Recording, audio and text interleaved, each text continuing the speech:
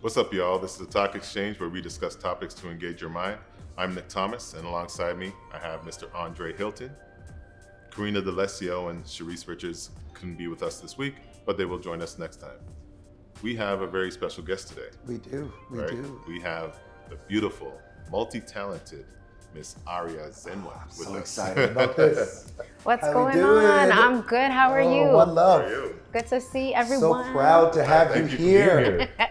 I'm happy to be here on a comfy couch. Awesome. Beautiful setting. And you look awesome. Thank look you. I incredible. love the shoes. Thank you so much. Wow. Gentlemen, you're looking Stylistic. fresh yourself. Thank you. So I'm going to jump right into it. Mm-hmm. Aria Zenwa. Want to know how you came up with that name, and also just tell us a little bit about what you do. Sure. Well, I'm a professional vocalist. I've been singing for the past 15 plus years.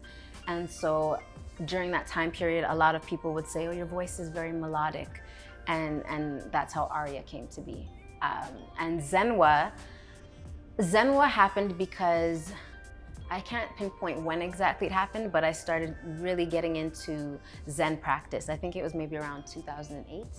Okay. And something really resonated with me about it. And so I fused it into my name, and Aria Zen didn't quite feel right. So I added Aria Yeah. Zenwa. Perfect. Sounds Awesome. Very Sounds nice. good. Very Thank you. nice. Very good. So a creative. little bit about what you do. You're a vocalist. You do a lot of shows. I mean, with COVID happening, you haven't. Mm-hmm. But usually without that, how's your shows been? Yes, so I'm also a songwriter. Yeah. So I've been in my own original bands. I had a band called the Earth Tones. Oh, wow. My father played the guitar in the band. Wow. My husband was on the drums, and after doing a lot of original music, a lot of original performances, I then got into the corporate world doing weddings and private events. And so prior to COVID, I was probably doing a show every weekend for sure, and a few times in the week. Yeah. In the summer. That's our busy time. In the colder months, I'd say maybe every other weekend, Yeah. and periodically throughout the week. Okay. Yeah. And right now, do you have like a YouTube page or anything, or? You know what? I do have a YouTube page, but I haven't. I was keeping up with my YouTube page when I was doing original music. Right. But because I've moved and shifted kind of over into the weddings and the corporate world, I haven't been putting as much on YouTube. But you can definitely find a lot on YouTube. Yeah. It's just search Aria Zenwa and you'll find Check it out, everybody. quite a bit on there. But what I had to do, a lot of us had to pivot, you know what I mean, during all of the changes that have taken place. And what happened was I had more time to focus on my own business, which is a children's music initiative called the Teeny Tinies. And so I've been able to dive into that world and kind of pour into that passion of mine. And it's actually been a blessing. Yeah. It's been a blessing because I was so busy before and I could only kind of pop in and out with it. Yeah. But now I've had more time to pour my energy into it, and it really helped to keep my spirits up, my family's spirits up, knowing that I'm connecting with other families and using music to uplift each other, the children, families on a whole, with the music classes. Yeah. So It's a beautiful thing. That's awesome. It's yeah, amazing. Very nice. Very nice. It's been amazing. So I've been able to do that. A lot of Zoom. Yeah. Been a lot of Zoom. That's right. Of course, all of us have been on it. Yeah. That's right. Last few years has been Zoom. So being a musician, I want to ask, 90s music, early 2000s music versus today's music. Yeah. What do you like better? Okay, so when you say verses, right? Yeah. It's like, I feel like the two can't even really be compared because they're so different. I get that it's Completely music. different. It's Yeah. music, right? So it's Yeah. under the music umbrella. Yeah. But it's like, it was so different. So if you're asking which one do I like better? Yeah, well, Kind you of know thing? what? Yeah. Me Or what and you, is we it? grew up in the more 90s Yeah, and that's early right. 2000s. That's us, right? So Yeah, yeah. I'm biased to that. Mm-hmm. Right? That- Even that some of kind the music. 80s, like from the mid 80s and up, Yeah. that's my type of music, Yeah. right? Bobby Brown, Janet Jackson. Yeah, and I'm more of an R&B person anyway. Yeah, you yeah, know, yeah. But in terms of, so I'm biased to that. Mm-hmm. But what do you feel is better? Like what's my nowadays? preference? What's your Okay. preference, yeah. So if I have to answer, even though I feel like the two they can't even be compared. If I have to answer, for sure, I'm gonna say my 90s my 90s R&B, my 80s hits, the funk, if I have to choose. But I'm not gonna knock it. Like, even though the music is different in the sense that back then, a lot of the stuff that came out, you're still gonna play that today. And who's to say, maybe the new generation will play some of the stuff we're hearing now. We just don't recognize that it'll be a classic, you know? But there's some tunes that I will definitely bump to right now. But yeah, back in the day, my SWVs, Brandy, Monica. Absolutely. You know, there's quite a mix because I was introduced to a lot of different music. So I listened to my fair share of the Beatles. I've listened to my fair share of David Bowie and Crowded House and Bob Marley, you know, obviously. Okay, that's Peter Tosh, like there's a whole bunch of reggae in there. And so I'll definitely, most of my roots and what I'm connected to is the older school music. Okay. But I'll be in the car and bump some of the tunes that are going on today for sure. Now, do you think there's a different type of influence that the music before had versus the influence that it has now? Yeah. Yeah? Yeah. I think you're influenced by what's around you, not only in your present day, but also kind of reaching back, you know? And so I think that the influence is definitely different because what I found is, like I said, a lot of that music wasn't so fast. Right. Not just I'm not talking about tempo, you know what I mean? Right. I'm talking about like how you absorb it. Now something comes out and it's very quickly consumed and often quickly replaced. That's right. With something new, right? Even the length of songs are short. Everything's just fast. And while that's cool and everything, I prefer to have something that I can kind of marinate on and, you know, savor a bit. That's right. What do you think, Dre? Well, there's personally, different influence now for sure. I'm a huge music connoisseur. I love music, all kinds of music, all different genres of music. You know, we did country, we did gospel music, and reggae, of course, hip hop and R&B. See, the difference that I find from the music today is there's a lot of talent. They all kind of sound the same to me, right? Like you had to have originality back in the 80s, 90s, and 2000, right? Not everybody sounded the same, right? And because of that originality, gave them a little bit more longevity. And you know, I kind of felt the music more back then. I really appreciate it. Even if you go into my car right now, turn my car on, I got nothing but 90s, 2000 music or 80s. You know, I just tend to appreciate music back then.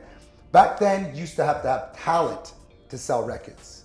Nowadays, I don't even think it's really more of the talent per se, more than the image they project. The brand, Yeah, it's more branding. And it's almost saturating music. I dig it. I dig like a lot of that stuff. Really, you know, there's a lot of catchy, you know, that whoop-dee CJ stuff. I mean, that's amazing.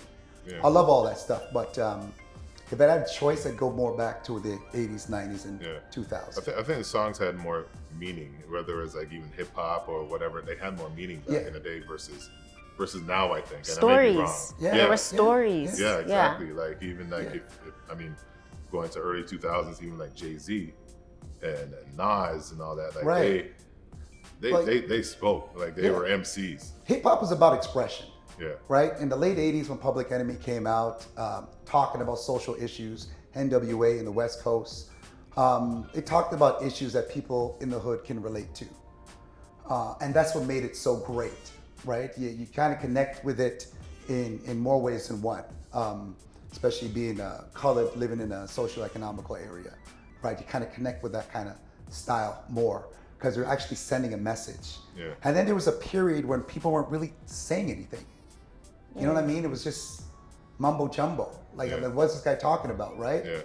But then it was the beat that was drowning it out. The production. And you're like, wow, this sounds amazing, right? I could swing with it, but you know, that's just the way it is, right? So music has changed. It's different. I don't hate it, but if I had a choice, I'd go back to the 80s, 90s, and 2000s. I hear you. Well, I'm glad that you guys gave me your take on 90s music versus now music. But me personally, I still stick with the 90s and the early 2000s music for sure, 100%. Now, moving on to relationships. I know you're married and you've been in a relationship for a long time. how natural is it for some humans to be in a monogamous relationship? I really want to be able to just like say it's natural or it's not natural, but like I have to expand on it because it's like I've wondered this for so long. Yeah. You know what I mean? Even up till this day, I don't fully know if we're naturally supposed to be monogamous. Right. I don't know. Like I don't know if it's been part of what we've been shown in through movies, and is it what is it that they say environment or nurture or Right. nature? Right. Is it That's right. nurture and Something it's like that. something like that. And I'm just like, I think that naturally we form. Okay, I gotta just make this answer. It's like I feel like for everyone it might be different. Right. Because I feel like some people are going to naturally bond with that one person and they're just gonna stick it out, and that's what comes natural to them. And then there's other people who really have to make a firm commitment and really try to make like a marriage work. It's not natural for them to just instinctively not have any wandering eyes or thoughts. Right. You know what I mean? I think Right. majority of people have wandering minds, wandering thoughts, Yeah. but they've made a firm commitment to this person and they've made a choice. Right. And then now you see a lot of people that are just choosing all sorts of different types of relationships. Yeah. So to say what's natural, I feel like there's so much influence that I honestly don't know what's natural. Yeah. I don't know what's natural. I know with animals, it's different. But Yeah. Yeah. Well, I us- don't know how natural it is, but I know a lot of people beg to differ that being monogamous is not natural. Like we're attracted to the opposite sex or whatever, and people will say that it's not natural to be with one, or like the Bible saying that it's you got to be with one person or whatever, but they go against it and feel very confident. And it's not natural to be with one person, right? And then other people, I guess a moral issue, right? For some people, right? But what do you think, Dre? Well, I feel that monogamy, if you have an arrangement with your partner, it's called social monogamy.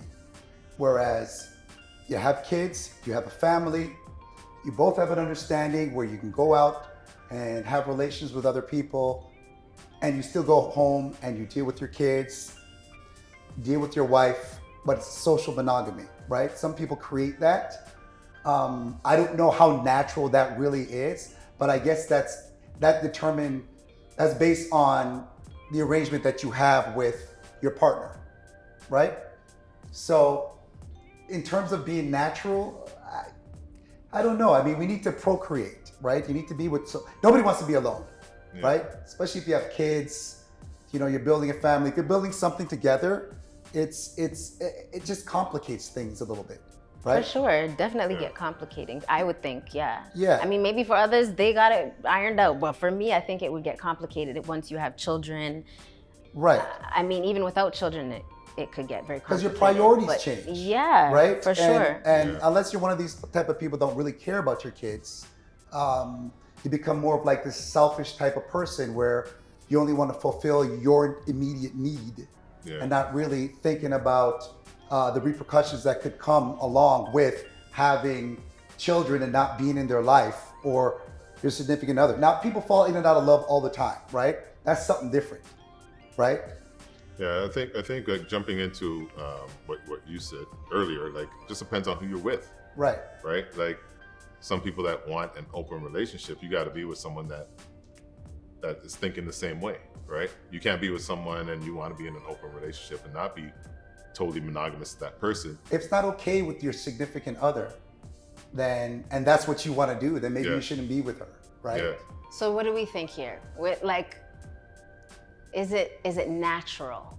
Is it natural? Do you know what I mean? Like without any conditioning, like if we tried to remove conditioning and influence, which is something that's impossible to do, but if we just tried to imagine for a second, is it natural? To not be with somebody else. I think it's a Yeah. condition. Like I think that's what I don't know. has been from from the beginning of time. It Right? all boils down to So- priorities and where you prioritize Yeah. things, right? In terms of natural, I don't know. I personally don't think it's natural, Yeah. right?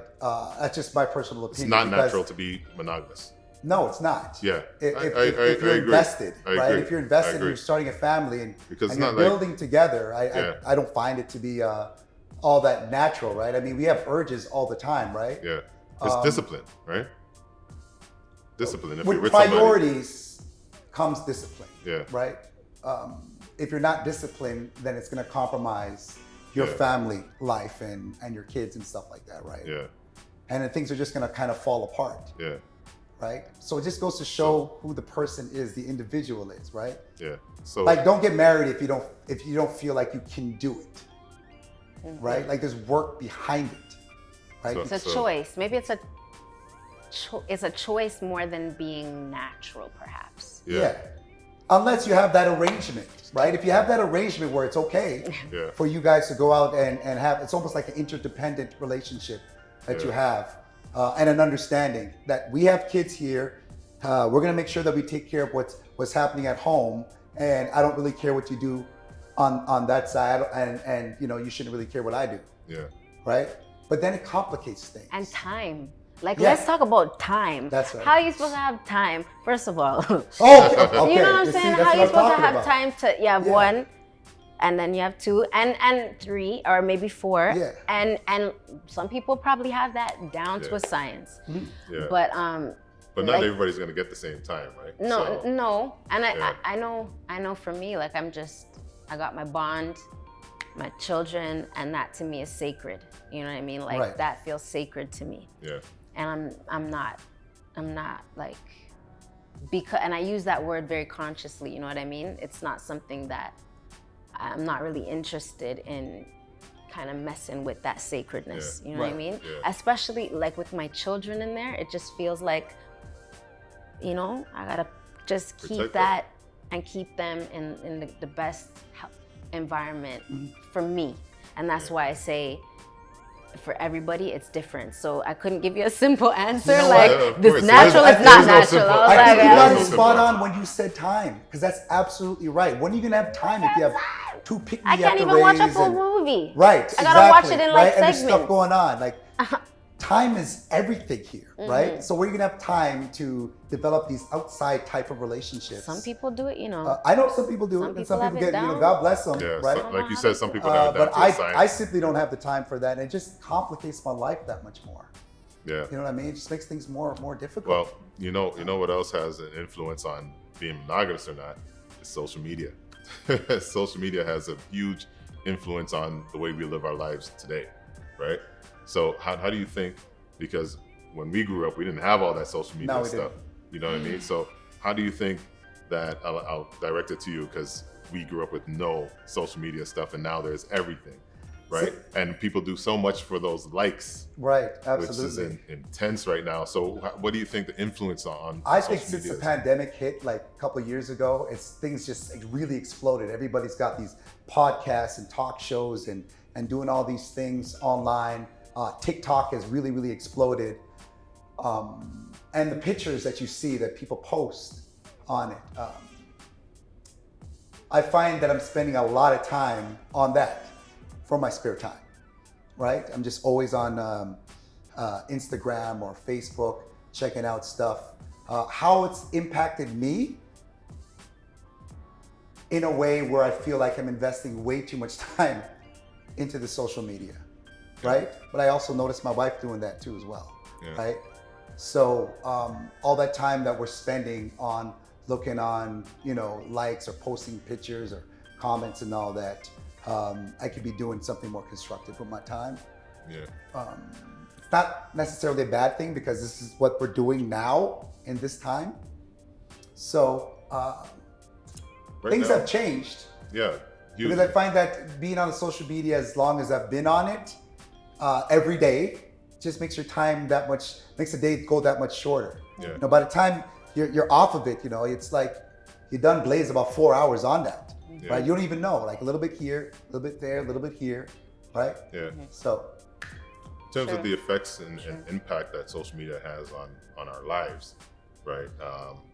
We're getting a little deeper, like with some people, they do everything for the likes on Instagram and Twitter and all that stuff. Like, and if they're not getting that amount of likes or whatever the deal is, like, it's affecting them psychologically.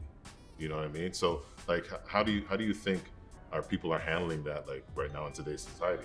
I have to shout out Chronix for this one. There's that song he has, "Do it for the love, me not do it for the likes." You know what I mean? And it's I knew I was gonna get so a sample before we so ended. much people. It's Yes. it's like if you're not consciously aware Right. of your subconscious mind, you will fall into the depths very easily, 100%. very easily. And it's like speaking about people suffering from depression and all sorts of mental illnesses on a whole, even separate from social media. But when you put that into the mix, our youth,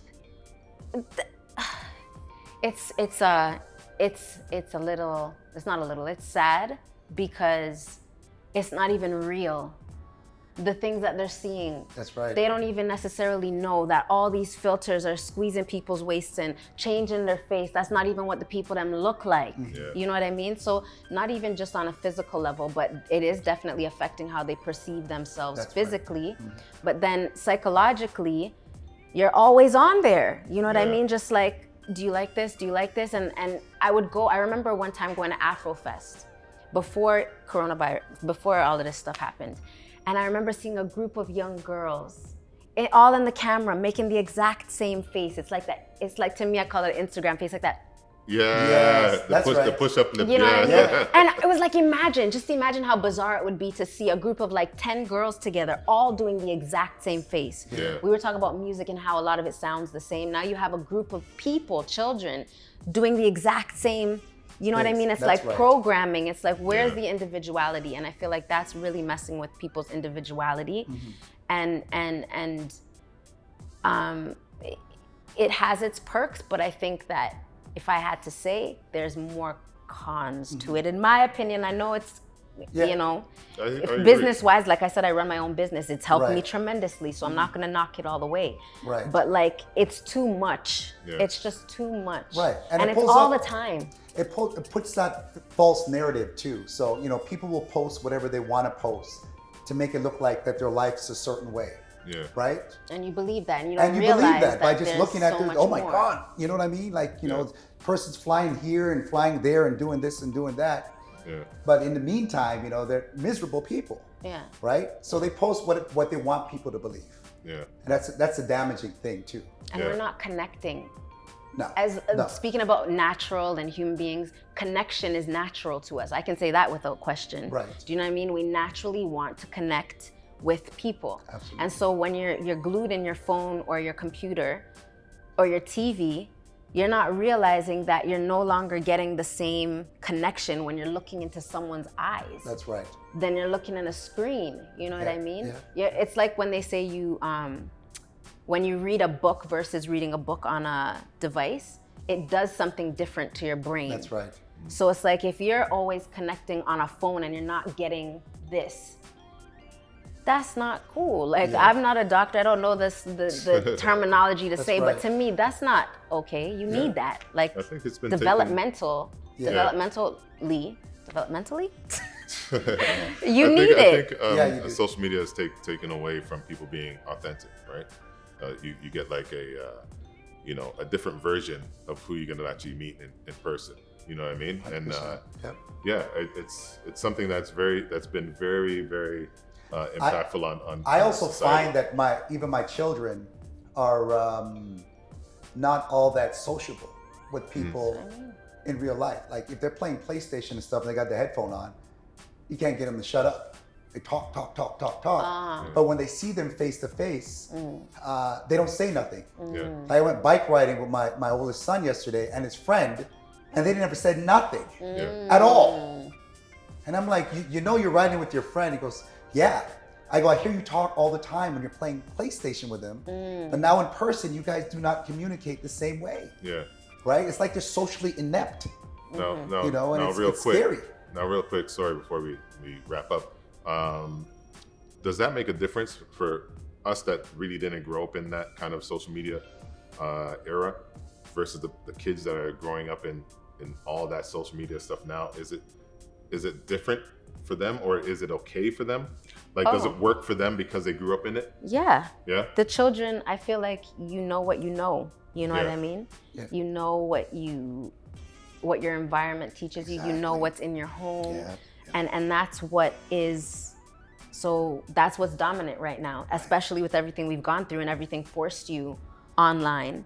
I was performing to camera. Could you imagine? Yeah. I'm used to seeing people That's right. reaching out, touching somebody, and now I'm not even seeing a face, I'm just seeing a lens, and I have to communicate with it like it's a person, because the people on the other end need it to feel like we're face to face. Right. That's bizarre. But imagine, it's only bizarre to me because I know that what it feels like to be in front of people, but for those growing up now, Right. they don't necessarily know. They don't know, So I think yeah. they're just, for the children now, they're thinking it's just That's what it regular is. life. Yeah. So I know as a parent, I'm very conscious of trying to like make sure that they're separate from that as much as possible, and it's difficult. Oh my goodness. It's difficult I'm because struggling when with they that go right now. outside Yeah. and the neighbor is on the phone, and it's like, I tell them, I say, yo, when we're outside, we're outside. Take it all in. That's right. Don't ask me to bring out no device out here. It's not happening. Like, we're outside. Yeah. Road trip? Can I use your phone? Look out the window. That's- You see that big tree? Okay. Yeah. You see the cows? Even for the road trip? Okay. Yeah. I love road trips, Road but you know trips what are the I mean? best. Like consciously Oh, telling totally. them, Totally. take it in. The thing, Yeah. the thing that Take it scares in. me is once you take the device away from them, it's like they don't know what to do. Yeah. Let them get bored. In the book, You know, let oh, them daddy, I'm get bored. I'm like, bored. Let them get bored. Yeah. Right. Let them get bored. We could go on and on. Yeah, we could go on and on. Get off the computer. Right? The thing is, could go on and on. it hits that certain part of your brain Yeah. that stimulates it. So when you tell them to get off of it, there's nothing that can compare it to what stimulates that part of your brain Yeah. that makes you crave for it. That's It's it. almost like a drug. Let Yeah. them get bored That's and it. force the creativity out of them. Use your imagination. I don't. Win time. That's right. You're doing it the right way. I like that. Before we wrap up, though, real quick, just give us 2 lines, real quick. Huh? Gotta give us 2 lines. Sing 2 lines for us. Do it for the love, and I do it for the light. Eh. Awesome. Awesome. Miss Aria Zenway.